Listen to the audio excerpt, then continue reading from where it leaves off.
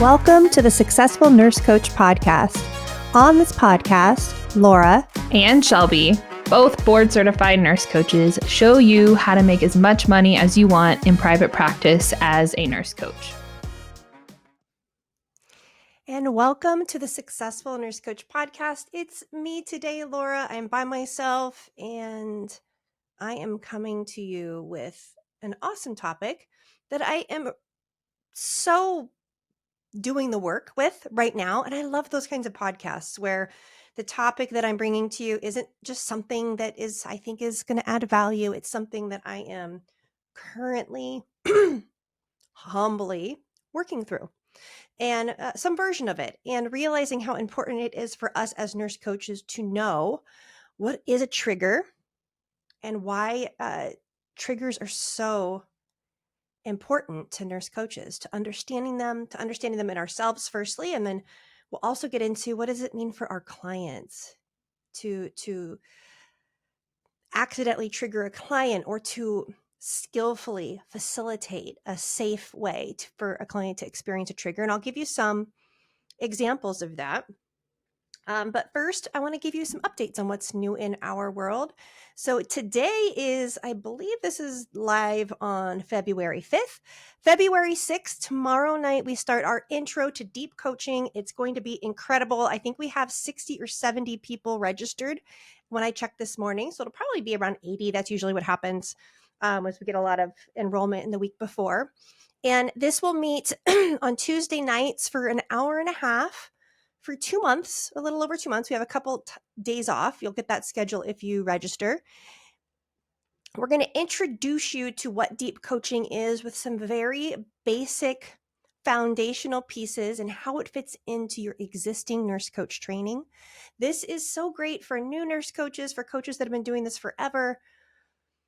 This is the way that I'm experiencing this body of work as I learn it, and as Shelby and I are learning it deeper and deeper, is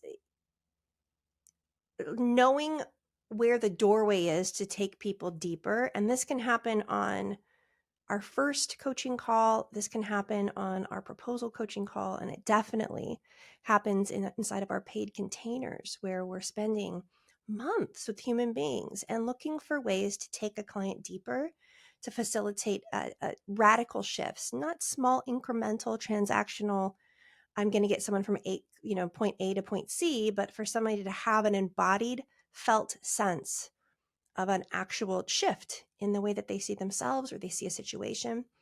And we're going to do lots of practicing, and it's going to be very interactive. So it's not a class. We're not going to just teach you. We're going to give you some concepts. We're going to have some interactive experiences as a group, and then lots of breakout rooms to practice and to experience this together. So it's going to be fantastic. I mean, it's Tuesday nights with badass nurse coaches from all over the country, all coming together to just be better at what we do. And the price for non-clients is $4.99. So it's not a super big financial commitment. It's $199 for clients, for mentorship clients. All right, guys. I'm also doing a workshop this Friday. It is called Don't Sell Yourself, Mastering Idea Promotion. This is so clutch. It's so fundamental. It's so simple that I'm kind of surprised I haven't done it earlier. But I've really teased out this difference between idea promotion and self-promotion. People ask me all the time, Laura, how do you just shamelessly sell yourself? And I go, well, I'm not. I'm never shamelessly selling Laura Menard or time with Laura Menard. I'm always selling something else, like something I really believe in such a way that I don't feel connected to it financially.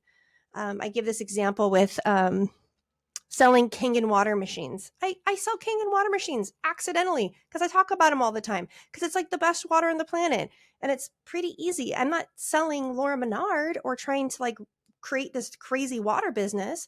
I'm sharing about a product that's really, really great that I think everybody should have. And so it's really easy for me to talk about, even though it's selling a product. It's really interesting. So if you master idea promotion, it allows you to be everywhere in the world promoting something that you deeply believe in. It has the form of advocacy. It doesn't feel gross. It doesn't feel gross for you, the practitioner, and it certainly doesn't feel gross for the human beings who are on the other end. I'm super excited to spend some time doing this with you guys at our workshop on Friday. Okay, enough of that.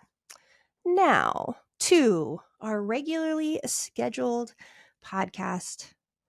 I'm going to talk about triggers. And triggers are, well, let me give you just an example of what they are. Kind of, you probably know what I'm talking about, but I'm going to just define it and kind of give you an example of what they are. So a trigger in like a psychological or emotional context refers to a stimulus or an event that prompts a really strong, often automatic emotional or behavioral response. And this can be from lots of sources. It can be from trauma. It can be from a learned trigger from watching our parents and our family of origin. It can be cultural. It could be something that's really present in the world right now that triggers you. We see this all the time politically. But a trigger is when you're just going about your day or you're having your coaching conversation, whatever it is, something happens and it creates a strong emotional and psychological string of events, often affecting your nervous system. And it can be deeply uncomfortable. And the unawakened nurse coach or unawakened client will then get taken on a ride from this trigger. The trigger completely takes over. You become very reactive. There isn't any space to like see the situation maybe in a different light. You're very close up to it. There's a sense of unsafety that I feel when I'm triggered because the emotional response is so big and it's often a form of like hot anger. And I'm afraid I'm going to blow up, right? So they can be positive or negative. There's also a trigger that I have to certain music that makes me cry, like just uncontrollably cry, and in a way that is divine, in a way that I like, in the way that sometimes I secretly play these songs just to have this emotional trigger and this emotional experience. So they don't all have to be bad. But I think it's worth slowing down, noticing when and how and why we experience these triggers. Because triggers almost always point directly to some gold we have in our subconscious that, if liberated, can dampen or remove the trigger completely. Which, if you are living a life where you're triggered regularly at work or in your marriage or in your relationship or wherever in your friendships, it's exhausting. It's not great. It doesn't feel great. And so for the most part, resolving, working through, acknowledging, getting curious about these triggers can be so helpful. And what does that mean for the nurse coach? Well, first, shocker, we get to start with ourselves. So the first part of this podcast is going to be about triggers in ourselves. So I'm going to give you some examples of triggers. Traumatic events. I remember as a young child riding my bike, hitting the curb not quite right. You know, like when you drive up the driveway, but if you don't go straight on, if you go to the side, then you kind of rub it and then you fall over. So I remember as probably, I don't know, 4, trying to go up a driveway that had a pretty big lip, not hitting it at the right angle. The tire rubbed up against the side. I fell off. I hit my face and I got a really bloody mouth. I think I sliced the piece of skin that holds my lip to my gums. And I remember the blood is what scared me. It didn't hurt that bad. I mean, it wasn't comfortable, but the blood was scary. I was screaming, immediately wanted my mom. And from that point forward, every time riding my bike, even now, you guys, even now, as a 45-year-old woman still trying to ride her bike, I brace for every driveway lip, and there's a part of me that gets tingly. I actually get tingles in my body because of epinephrine, because I'm activated because of that experience at 4. So it doesn't have to be insanely traumatic events. It can be something like that. It could be something like tripping in front of people can be a trigger. It could be, I mean, there's 1,000 ways that you're probably sitting here listening to this thinking of something of yours. So traumatic events, emotional triggers. So like certain situations or dynamics. I remember for years, there was any time I was in a romantic relationship and there was something said or something happened that made me think that my partner might be cheating. It was like a 48-hour, all encompassing, totally hot, obsessed, horrible experience because of discovering my first love cheating on me. It's going to be a big emotional trigger for women, infidelity. Phobias. So phobias are triggered by specific objects or situations. That can be a trigger, can be revolved around that. Addiction triggers. This is huge. I remember having these in the early days of sobriety from out of drug use of certain situations, really triggering like a craving for the substance. Triggers can be if you go to a ball game, like you're going to crave, if let's say you go to football games or baseball games, like there's a trigger there that makes you desire beer and salts and whatever that you might not have if you were just at home. Negative thought patterns. So negative self-talk or self-criticism can be triggered by situations that challenge a person's self-esteem or confidence. I want to underline that and highlight that one because most of our first year or two in private practice, when we're trying new things, when we're becoming visible, we have lots of triggers that come up from childhood, from middle school, from high school. There's some really visceral triggers of nobody's going to like me. I'm going to be rejected. People are going to think this about me, just like they did in XYZ. Or maybe you have been sold to you've had a negative receiving end of a sales experience. And every time you know you're going to do a proposal, you get completely triggered because you have this deep fear that you're going to perpetuate this experience that you experienced the receiving end of that you hated. So negative thought patterns, I really want to underline that. I think that as the practitioner in this context, this is huge for us. Body image triggers. Oh, ladies, I know a lot of you have dealt with this with eating disorders. This doesn't trigger me as often anymore, but man, my body image, I had triggers about my body every day until, I don't know, maybe 37. Yeah, 37. So I don't know, when did it start? Maybe 7. So 30 years of unexpected something happening and me being triggered about the way that I look or my body that caused me lots of discomfort, lots of pain, just really painful triggers that were rooted in things that I didn't even understand. So body image triggers can be huge for us, for our clients. And sensory triggers, certain smells, sounds, or textures can trigger strong memories or emotions. I used to get nervous every time I smelled the smell of a new box of Crayolas because that's what school smelled like the first day of kindergarten, first day of first grade. Like I remember the way the classroom smelled. It smelled like a brand new Crayola box, and like in a good way, like Christmas morning way. And I remember that being a big trigger for me as a smell. Isn't that interesting? And I'm sure you guys are starting to think of some of these things for you. So understanding and managing triggers is a huge, essential part of emotional regulation and mental health.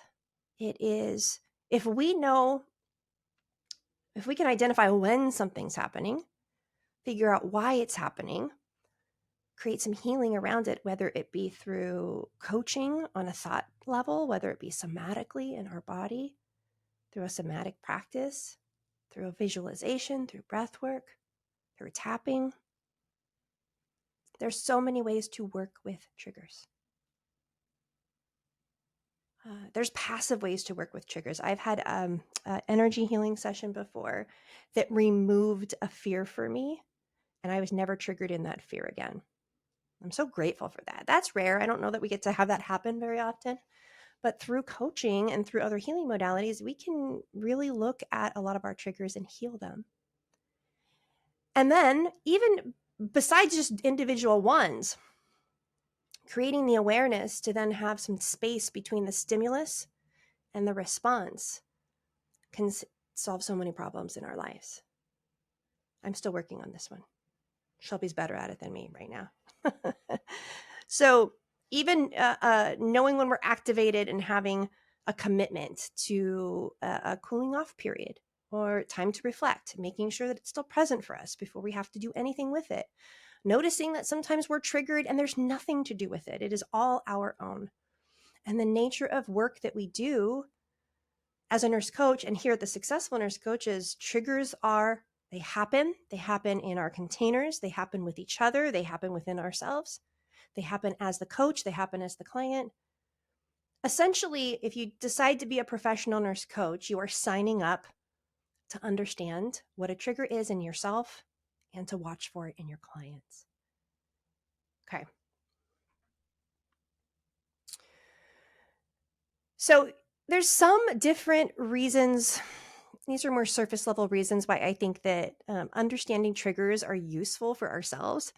Self-awareness, right? Like we can't be, I'm going to give you a great example here. Oh, this can be vulnerable, but I think you guys will appreciate this. Yeah, getting negative client feedback. If a client doesn't give you a 5 out of 5, let's say you get a 4 out of 5 on your coaching for some reason, and that triggers you. It triggers, you get a big emotional response. It feels really big. You read their feedback. It's actually not bad feedback, but you're triggered because there is a grade or something in front of you that is not 100%. And for me, as a child, I had a deep belief that if I wasn't the best or I didn't get 100%, then I was a piece of shit. I don't know where it came from. It was like deep ingrained into my software. I had it as a very young child. I remember journaling about it when I was 5 or 6. So for me, this was very present, very big, a very big part of my early identity, that if it's not the best and it's not perfect, then it's not worth anything. And this has been years of undoing that. But for me, that is still present for me in the unawakened state in a fast glance. And I still have to work through that trigger, right? Like there's these opportunities for that trigger to be present with me. But now there's lots of things that I don't have to be the best at or be perfect at. I mean, you start a coaching business, it's messy action. So I've come a long way. But that trigger still remains. And it is more present for me depending on lots of things, what time of the month it is in my cycle, how grounded I've been lately, how good I've been feeling. Have I slept? Am I hungry? Have I had some fun? Am my capacity up? If all those things are really low, triggers get really hot. It's also another indicator that it's time for more self-care when we're being triggered regularly. I also think that triggers can highlight beliefs and values. And this is another really vulnerable personal story that I'll have. But in a recent coaching call with my coach, we were working a lot with it because I keep telling him, this thing happened. I'm having a heightened emotional response. It does not match the situation. Like I can really see the mismatch of how big it feels emotionally versus how it actually is in relation to the rest of my life and all things. And instead of saying, I should know better, I should do more work on this, or I'm working on this, I brought it to him. And it's around like when something, an event happened, it makes me angry. We boiled it down to what I really don't like about it is that somebody else is acting out of integrity. And I even used the word disgusted. I'm so disgusted when people XYZ. This lack of integrity. So when I perceive a situation as someone having a lack of integrity, whether it's true or not, it's my perception of it. It's like, hey, this thing happened. My brain is perceiving this as this person is lacking integrity. I am flooded with a feeling of anger and disgust, and it's really big, and it's too big for the situation, to be honest.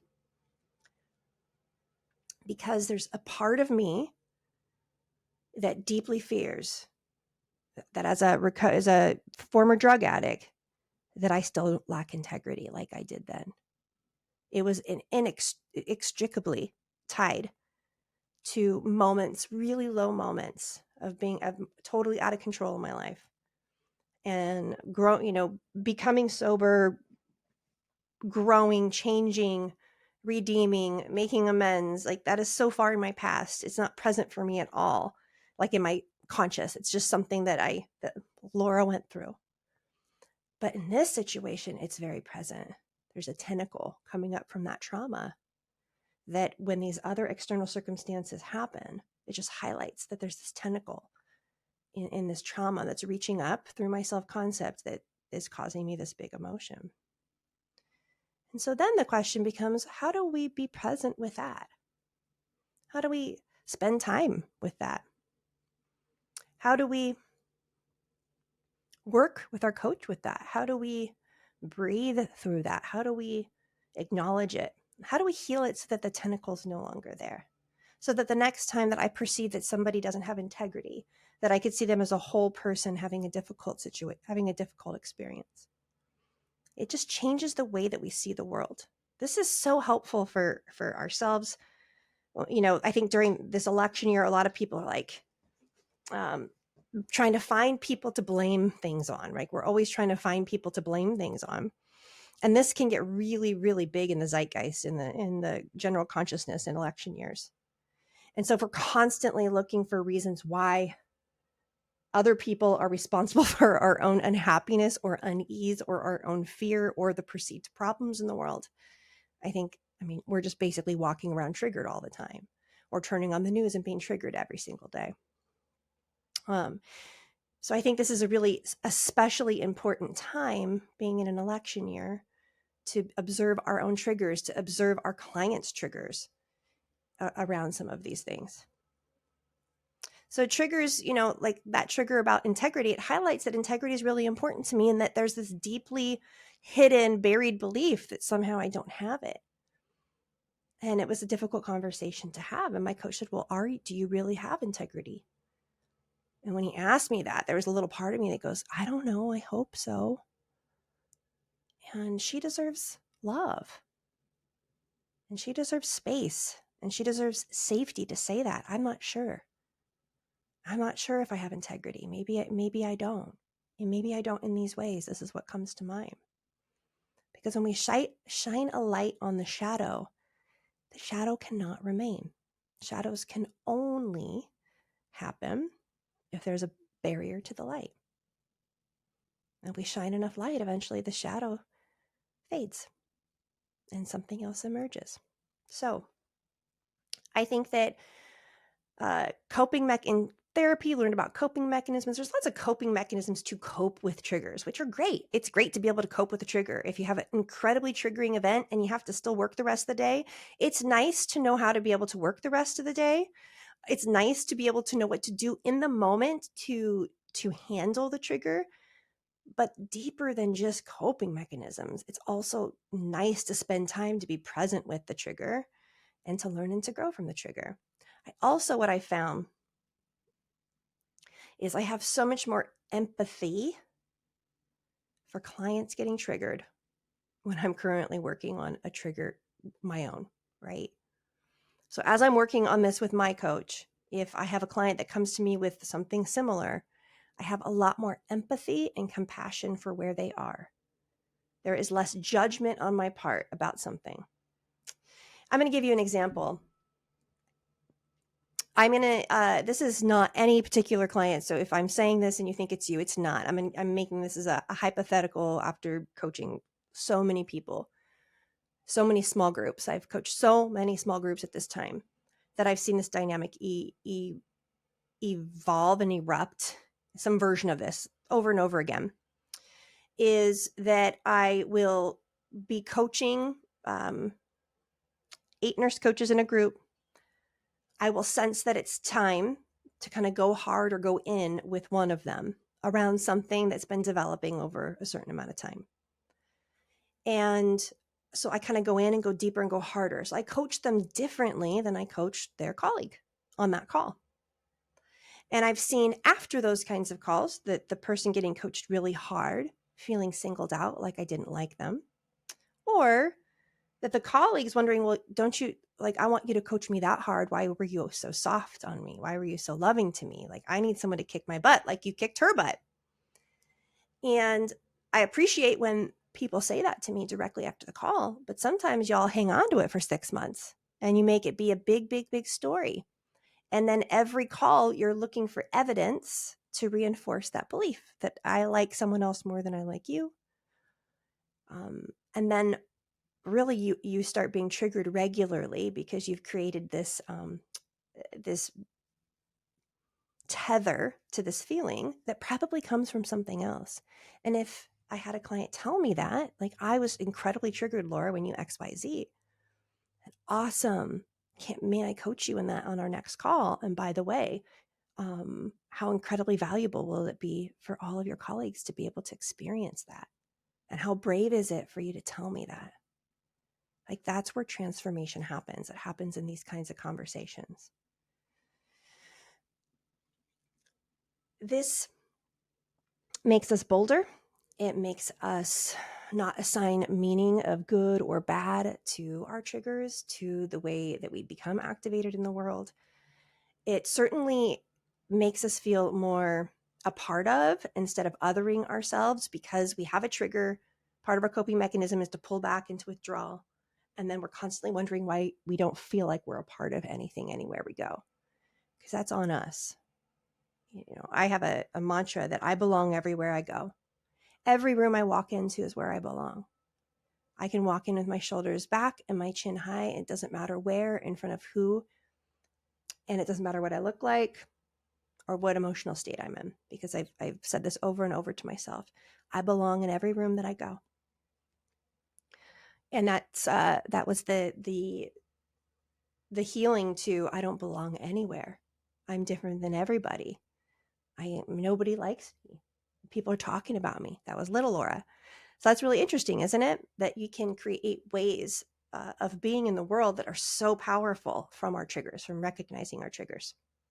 I know I'm going kind of hard on us here, but I don't want to skip over a lot of these things. So first, as the incredible nurse coaches that we are, we do our own work. We allow ourselves to be triggered because we're vulnerable. We put ourselves in situations for that even to happen. And then when they happen, we go, oh, look at that. A little piece of gold. A little piece of gold erupted in my coaching call today because I felt this when this happened. And that response was overly big. And at the root of that response is the next place I get to heal. So as the nurse coach, or as any of our clients listening to this is full permission to allow yourself to be triggered, to tell your coach that you're triggered in a loving way, to explore it and to shift it and change it, as opposed to keeping it a secret and then looking for evidence that it's true for the rest of your container. And then how do we do this with clients? We do this, it's a skill.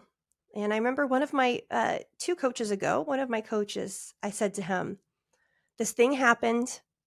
I'm incredibly open and raw. In fact, the only way I'm able to talk about this thing is in detail.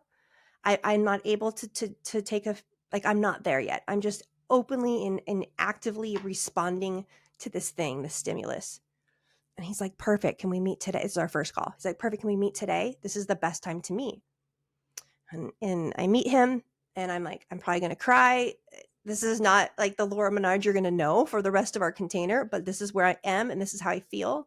And it was so helpful to be able to come in that state. I knew I was fully triggered. I allowed myself to be fully triggered and we got to work through it together. As opposed to hiding it and waiting for me to get to a point in that healing trajectory that was more impressive, you know? So we want to create safety with our clients. We want to, when we seek permission, I think this is, agreements create the safety for hopefully it triggers not to happen as often. But there's tenderness that we sense with people and we can seek permission, but we want to go there. And we have to respect if somebody doesn't want to, or if they want to steer away. We got to meet clients exactly where they are. But even a question of, I noticed when I said this thing to you that your face changed. And I'm curious about it. Are you willing to go a little bit deeper with me? Can you tell me more about how that felt in your body? What are you experiencing right now? Close your eyes. When was the first time you felt this? Was it before you were 5? Was it between 5 and 10? What's the first thing that comes to mind? You know, there's just so much gold to uncover when we have these things happen. And as the coach, you'll begin in just even in resonance with them, with your own nervous system, you'll notice when a trigger happens. I have done this. I've poked the bear several times with clients. You know, people hire me to be their business coaching. They hire me to help them with their business. And so their primary objective is to learn how to launch a successful and profitable business. And I do this with nurse coaches, first year, second year, third year. And in a lot of my year 2 peeps, masters who are listening to this, you've probably seen me do this, that I can at times come in hot and ask you questions that are hard to hear, that have punch to them. I know you well enough that I feel safe enough to do it with you, but I might ask you something of, do you really think you can help this client with that if you're unable to do it for yourself? It's like asking a shadow question. It's meant to evoke the shadow. It's meant to create the trigger, because we're glossing over it. And I know that if we can dig in underneath it, that we'll probably find the path forward that wants to emerge for them. And I can't do it nicely. At some point, the bear won't come out. I have to poke it so it'll stick its head up. And once its head's up, we can't really ignore it. And then we get to heal it and put it back to sleep, or maybe ask it to leave and go sleep somewhere else, however you want to imagine that. So there's a way to work with triggers with our clients. And I can tell you right now, I would never hire a coach that would be afraid to trigger me. And so I know a lot of you nurse coaches listening to this are thinking, that sounds terrifying. What if I say the wrong thing? We are living in a time of cancel culture. So there's fear of offending, right? Like just out and about, there's this fear you're going to say something wrong, or you're not going to know how to handle a situation. We're kind of walking on eggshells as a society. And then we're having these deep coaching conversations, and there's this fear that we're going to cross some line, that we're going to trigger somebody, that we're going to make somebody dislike us. And a really solid coach knows that's part of our job. I mean, we create the environment, the safety, and the container to do this kind of work safely, right? Like we set it up so that this can occur and that this can happen. Now, as I'm speaking to you about all of this, there's a little part of me that's laughing because I don't have this figured out at all. I don't. There is a part of Laura Menard that when she gets triggered, it's just like my dad. It usually consists of some version of go F yourself, and having really righteous anger that's really yummy and delicious and can feel really great to step into in response to whatever the trigger is. And that doesn't come out of my mouth, and I don't outwardly express it, but I have to work through it in my own body as it's happening. So this is not something I've mastered. In fact, it's a primary focus of my work with my coach today. So I don't know that we get to arrive to a point where we can walk through life with never having a surprising negative emotion in response to an event or stimulus. But we do get to walk around in life completely awake, knowing that we have a choice on how we respond. So the choice is in the response. And that's really powerful. That can change a lot for a lot of us, just that. So I hope this was a great introduction to learning about triggers. There's a lot of great books on the topic. This would fall like coaching to evoke a trigger is more of like shadow coaching or shadow work. It's not like something I'd recommend doing your first 3 months. But it's something that you can explore safely with clients that trust you, and even with permission. Like, I'm going to ask you a shadow question. So this is going to seem like a strange question. And So like, I'll give you an example. A client's been really, really afraid of being visible on social media. And I asked her, can I ask you a shadow question? And she said, what's that? And I was like, it's a question that I'm going to ask that's meant to evoke something like a trigger that's going to trigger you.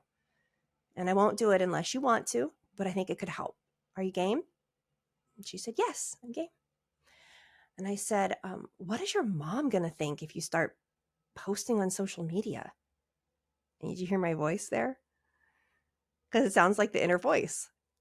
And like just her response, like we didn't have, she didn't pause. Like we let it, the trigger come out just to see how ridiculous the fear was of, and how this was really the reason. This was this fear of her mom judging her, of not being good enough. This is her core wound in her life. This was really big. And she was trying to find all these ways and strategies around it, but we just needed to call it out of the bushes. And it worked really, really well. And it was risky, but we did it with permission. So there's safe ways to do this, guys. And yeah, would love to hear your thoughts. Come join us in our free Facebook group. This Facebook group is for everybody who has not hired us yet. It is filled with nurse coaches brand new in their journey. And for all of our clients, we'll see you in the mentorship Facebook group. And I would love to hear from our clients who are listening to this, what's coming up for you there. And maybe if you're willing to do some shadow coaching with your lead coach, let them know. Say, hey, I listened to Laura's Trigger podcast. I think I got some shit under the surface. I'm willing to let you evoke it. I'm game for some shadow coaching and see what happens. All right, guys, have a wonderful rest of your Monday.